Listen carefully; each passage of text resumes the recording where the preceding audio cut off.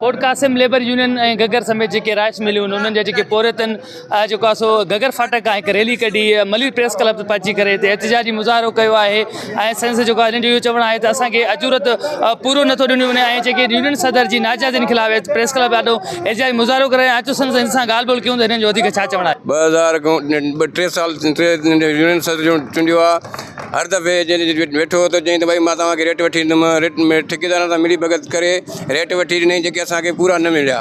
2025 में हिन चयो त 4.5 रुपया ठपी हूंदी ऐं 6 रुपया लोडिंग हूंदी जेका उहा असांखे कोन मिली। हर दफ़े असां वञूं हिनखे घुरायूं यूनियन सदर के असां बाबा ये असां ज़ुल्म मज़दूरी असांखे कोन पई मिले। लिखतो गगर फाटक का बलीर प्रेस क्लब ते दाग खड़ी आया आहिनि ऐं बलीर प्रेस क्लब के ज़रिए ही कंपनी के मालिकान के ॿियनि खे ॿुधाइण था चाहिनि त असां सां यूनियन सदर धोखो कयो आहे, असां सां ठगी कई, असांखे ॾटा ॾेई रेटनि जा ऐं असांखे जेको आहे सो पोइते करे पंहिंजो पाण खे त ठाही पर असां मज़दूरनि खे बर्बाद करे छॾियई। असां सदर बीहारियो, असांजो चङो हुयो सदर हुयो, उनखे असां जेको आहे बीहारियोसीं त असांजो हक़ु कंदो। असां मज़दूरी कयूं पिया, असांजो हक़ु असांखे नथो मिले। असां उन लाइ इतिजा कयो आहे त बाबा असांखे पंहिंजो हक़ु मिलियो वञे ऐं इन सदर खे हटायो वञे।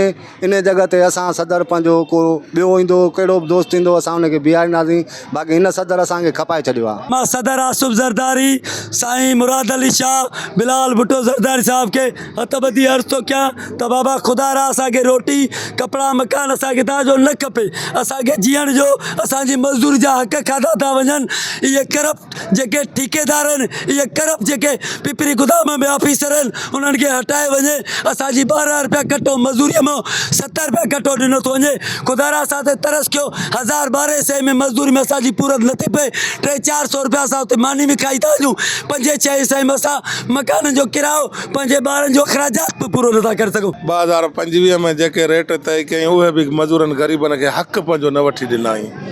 पाण मज़दूरी जॾहिं कंदो त हुनखे अहसासु हो, जॾहिं मज़दूरी छॾे असां हुनखे सदर कयोसीं त हुन डायरेक्ट ठेकेदारनि सां डील कई, मज़दूरनि जो हक़ जेको आहे सॼो ज़ब्त कयई।